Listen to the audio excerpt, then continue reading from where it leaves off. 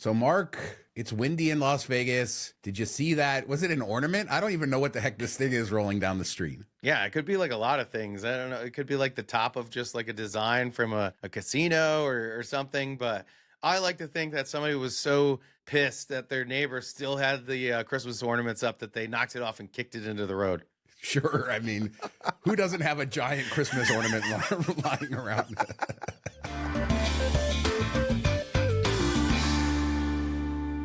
So good news for everybody hoping to get A's season tickets. They are forming a list. In fact, it comes out today, and you can pay $19.01 for the privilege of being able to purchase season tickets before everybody else, I guess. In like a decade? Well, let's be fair here. The Golden Knights did this. A lot of teams have done this when they're building new stadiums or stuff like that. So it's not just the A's. But I did calculate it. At this price, if they sold 52,603,893 of these pre-sales, then they could fund the $1 billion shortfall that they have. Is this like you're on a list, but do you get refunded if you don't get picked? No, I think this is just the right. Of course, they're not going to. There's only 33,000 seats. Of course, they're not going to sell 50 million. But it's $19. It honors the founding year of the Athletics because they were founded in 1901. So at least that makes sense. It does just feel like a money grab, though. It's kind of crazy. Like, not supposed to be completed till 2028. Watch, it won't be done till like 2029 or 2030. I wouldn't be shocked. But yeah, it feels weird to launch it now.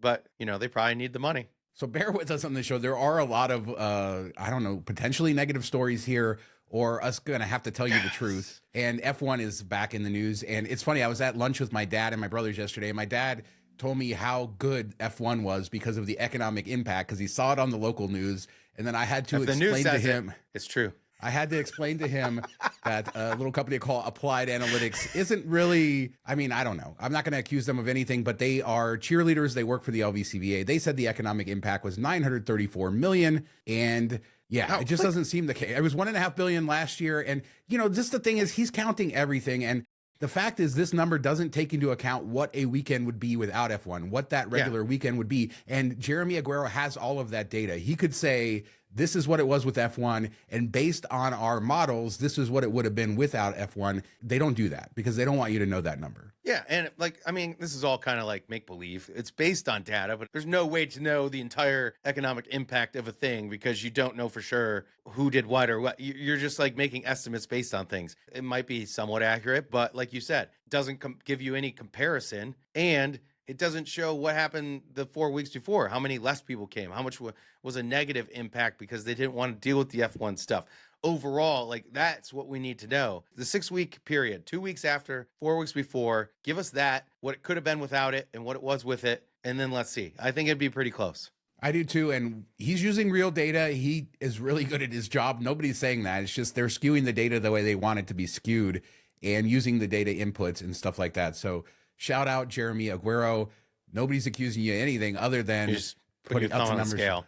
And, but the funny thing is he has been around a long time, well-respected. And then, in the last few years, he went to work for the A's to get that thing that he's lost a little bit of respect among people, but he's still at the top of his industry. I don't want to put him down. It's just, I don't trust these numbers. When you look at it, I would like to see more of Vegas would not be with zero. There wouldn't be empty on that weekend. So how can we add everything and say, okay, this is the impact when a normal weekend would have had some, I don't know. But guess what? They said that they are negotiating for that. The two sides have had conversations about entering into a longer-term contract with the LVCVA, hoping to have a new deal in place by the end of the year. So the LVCVA wants this to stay past year 3. They're definitely not listening to the people, the locals. I mean, they're probably listening to a couple of the high-end casinos that have all the sway in town.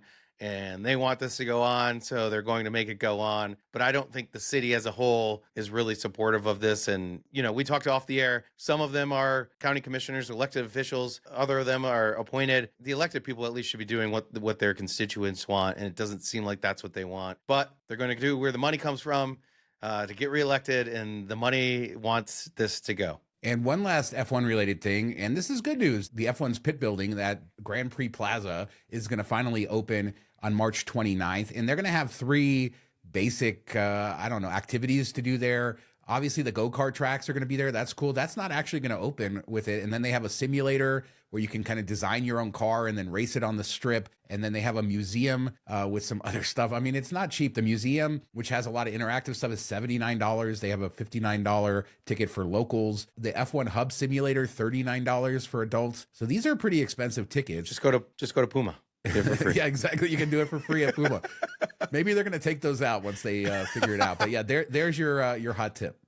Yeah, go to Puma. I mean, for a go-kart track that looks like just any other go-kart track, $79. It seems a bit steep. I mean, if you love F1 and you're big into it, I could see paying for this. But I don't think any like bystander that's like, hey, what do you want to do tonight is going to pay $79 for what's being offered, especially when they have like these pop-up things every year that you can do similar things for free. I don't know. It just doesn't feel like there's a lot of value there, but it does look like a really nice inside. And if you're into F1, I think that it's something they'll enjoy. Yeah, and F1's a huge brand around the world, and this is their like a flagship sort of venue for them.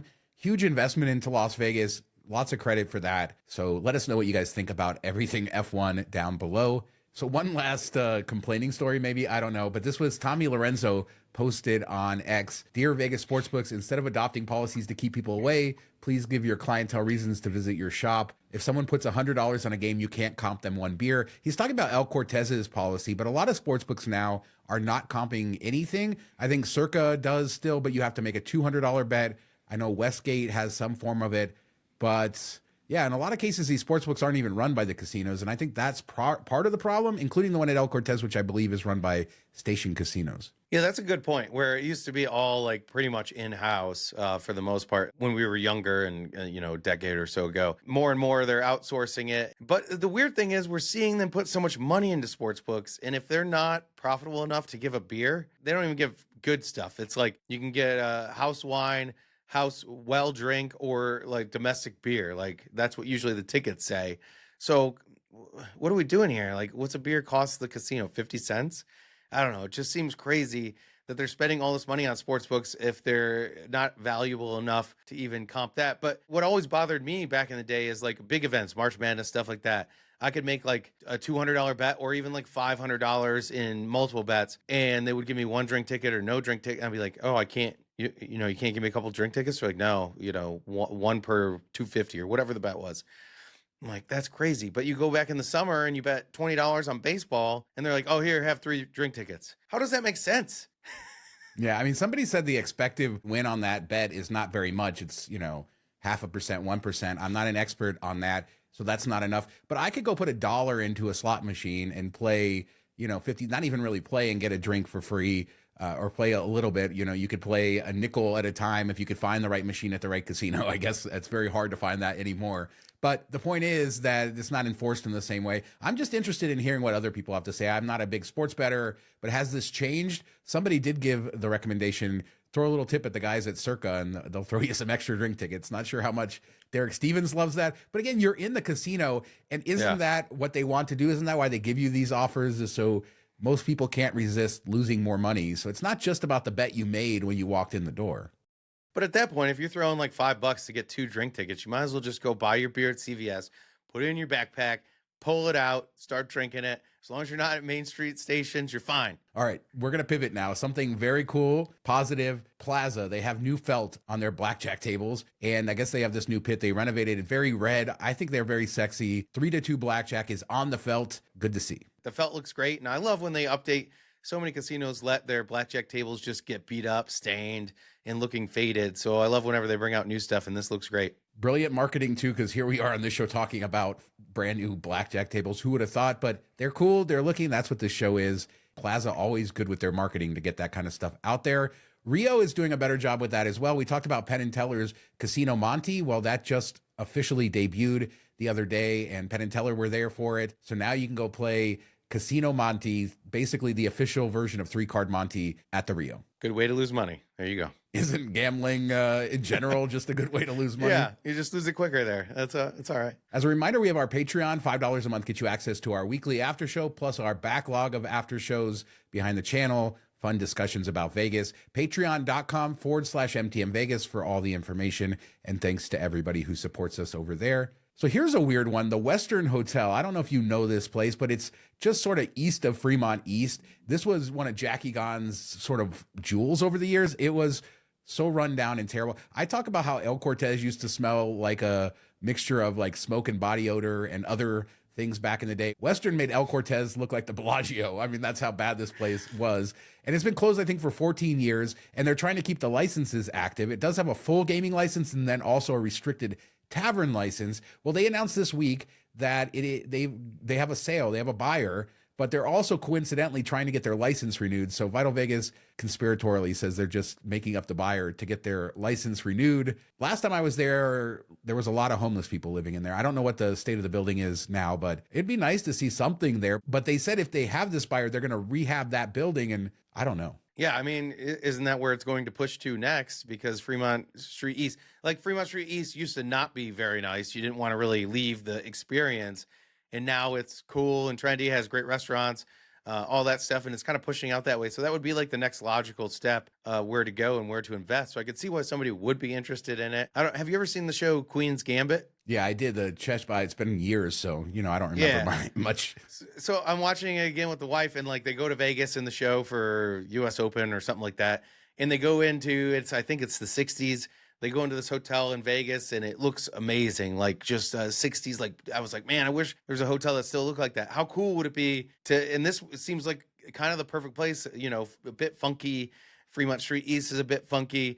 It's smaller. All that stuff, you could just design it like we need more of a theme. Like let's do a throwback. This is hilarious. I don't think you know what the Western Hotel is. This place is the biggest dump in town. Yeah. Oh my God! But they can make it nice. This was the place that you walked into and you just you question. This is like worse. The Aztec Inn we talk about next to Strat. Yeah, this was worse than that. Oh God! Oh yes. boy. Oh man! Then why would anybody buy it? Come on.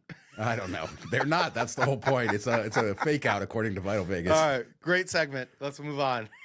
I'm enjoying this second half of the show. I should have put less of the complaining in here. So the MGM tier match is back. This is actually really good. It's going through July 31st of 2025. And just like the last time they did it, you can match to gold or platinum depending on what status you have. And that gets you 90 days. And then to keep the gold, I think you have to earn 50,000 tier credits, which is a lot, or 150,000 to keep the platinum. So I don't know about that. What's interesting is just...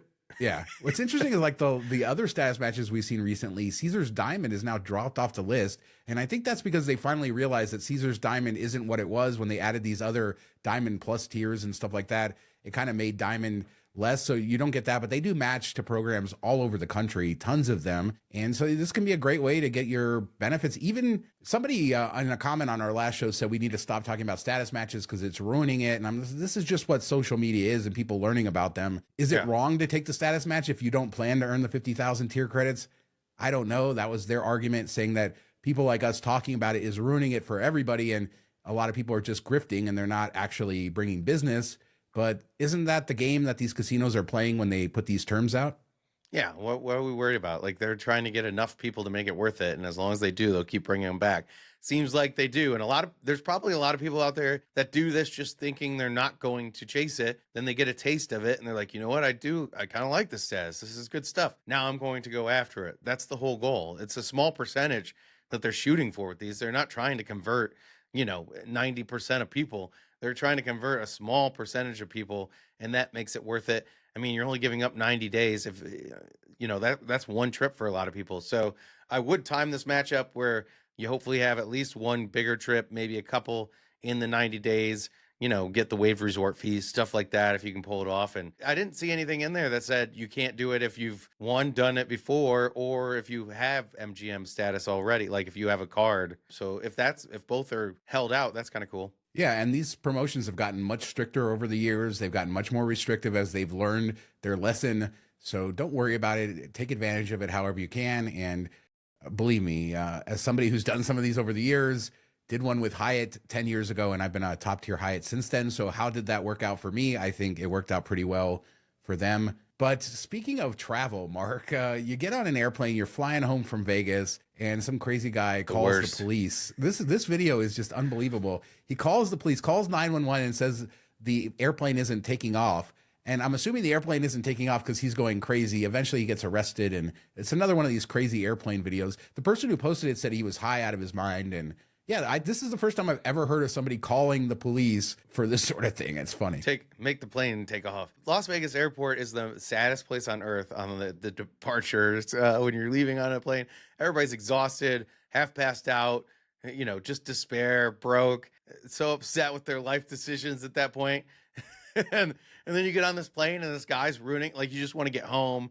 You probably want to go to sleep, and this guy's like going crazy. I would be so mad. I have a theory about American culture now that people get excited for crap like this to happen on planes. Like, they're just waiting. Everybody's so over traveling or whatever. And they complain. They're like, oh, this person's acting like a fool, but everybody's filming, and then they get the clout for posting it. And I don't know. I just feel like it just keeps feeding this thing. Like, stop, behave on airplanes, please.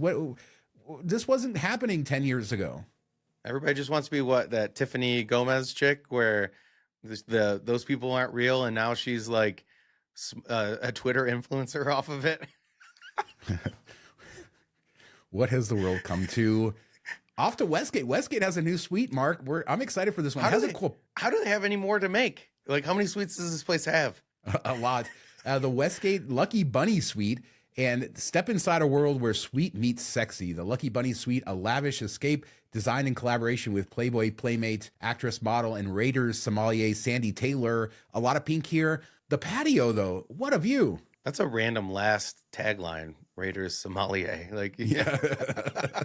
One, who would have known that was a job? Yeah, that's kind of crazy. No, it looks really beautiful. Like, we love all their suites, some more than others. I'm just surprised that they keep coming up with new ones. This, I think, is perfect for like a bachelorette party, or if you're getting married in Vegas, like a bridal suite type of thing to hang out with, get your hair done before the wedding. I think this is the first one we've seen that had a balcony, that at least that I can remember, and I'm kind of jealous that it's in this suite because that balcony looks awesome. I agree. I think this is the first one of the theme suites that does, but we haven't stayed in one, so maybe we just haven't seen pictures of it. But yeah, beautiful view of the Sphere of Vegas, so you get all of that. I agree with you. It's a little disappointing because this suite is not for us. But yeah, it's cool. They have so many good ones. We really do like them. This one, personally, not my favorite, but as always, they do a really great job with the quality and the variety of decor. Yeah, I think the design is great, and they always stick with the theme the whole way through, which is a rarity these days. So kudos for that. And I could see a lot of people enjoying this suite. I'm just jealous. I want to hang out on that patio. Well, one place that you will never be able to hang out is the Penthouse Lounge over at Mandalay Bay. That's the secret lounge. I think it's on the 32nd floor. Yeah, the 32nd floor of Mandalay Bay. Champ, I think he filmed it last year and we showed it on the show. But according to Vital Vegas, it's now closing and it's closed forever. The only way to get into this, I believe, was to be invited. So you had to have a host invite you there. It was for their best players. Maybe the demographics have shifted there, that they don't have enough whales to sort of keep it open or make it worthwhile. But this was a super unique place and a loss, I guess, for those who had access, which we are not. Like, if you stayed on that floor, did you get access? Maybe that's where they would stay if you're invited. Yeah, it just seems like probably a lot of wasted space. And if you look at that, that could be an amazing penthouse. And I'm guessing that's what they're going to do with it, refurbish it into a room that they can either give to a whale or sell out for an insane amount of money. I could see why this wouldn't be the most cost-effective way to do, and maybe they just can't get the whales down there, or maybe it doesn't make sense. Now that they have Cosmo and stuff, they all want to go that way. I can't blame them for this, although it's sad to lose for any players that did take advantage of it. And they're playing their violins to their sad music, all the whales over there at Mandalay Bay. But yeah, it's unique, and we used to have more of these spaces around town. I'd be interested to know what people out there think. Do you care about spaces that you're never going to get to go into some of these places? Like, for me, the bucket list place to go would be the Mansion at MGM. I watched it get built. I worked there while it was getting built. I've still never been inside to the public areas in there. So I guess I'm just putting it out there. Anybody who's watching, get me an invite to go to the Mansion. It's really the only one I really care to see of all of these sort of super private areas. Yeah, I think that'd be awesome. So there you go. Let Sean in. Back to negativity, Mark. So Bally's, they announced their earnings and they weren't very good. But they did something that I don't know that I've seen before. They canceled their earnings call, and then stock market not doing well there. The Chicago casino is not doing well at all. They keep saying it's well below expectations. They made a note in their kind of press release saying residents in the area are super excited about our new casino under construction, and we've been having conversations with them. Remember, they tried to sell stock there. The reason I bring this up is because we talked about the A's at the top of the show. It seems very unlikely at this point that Bally's, which is in a lot of trouble, will be able to finance a new hotel and casino in Las Vegas. They're still struggling to get that Chicago one, and some of their other regional ones not doing as well. Yeah, so don't expect that. I'm kind of like looking at this as, hey, let's wait and see. If it dips below 5, I might throw some money in there just in case they somehow pull it out and do build a thing. I don't know that it will fall that far. I've never paid attention to this stock at all, but I'm kind of intrigued now. You sparked a little curiosity. I might put a little tracker on it. It was a big drop, and it's continuing to drop, and we don't really know what's going on. Just don't expect Bally's to be that future operator. It leaves a lot up in the air. But again, the stadium can get built without the hotel. We know that's the case. It's going to start building in the next couple months. So let's just close with this. All this negativity Should have left today. the shop open. What are we on March 6th, 2025? Is the A's stadium getting built? I think it has to at this point. I mean, if they're collecting, season tickets and stuff, I think the A's stadium gets built. I don't think Bally's will be there. I also don't know that it will be for the 2028 season. So there you go. I tend to agree with you on all of that. I think they might be able to make 2028 just because as long as they get construction started this year, I think it's happening. I don't think the Bally's is I hate putting people down. I put way too many people down. Shout out to my boy, Jeremy Aguero. Love you. Love to sit down and talk with you. If you ever want to come on this channel and do a full interview where we can actually talk about how you come up with these numbers and share that. I mean it. Let's do it, Jeremy Aguero. Let's do it. Let's figure out what this is all about. Bring the stuff that we can compare it to too. Numbers without comparisons are worthless.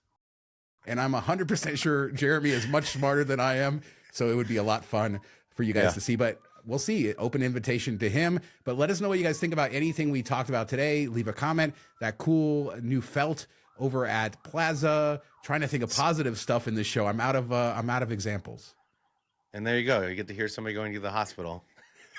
So leave a comment. We do 2 shows a week, Tuesdays and Fridays, and we'll be back in a couple days with another show. Thanks so much for watching. Talk to you next time. Have a good week, everybody, or weekend.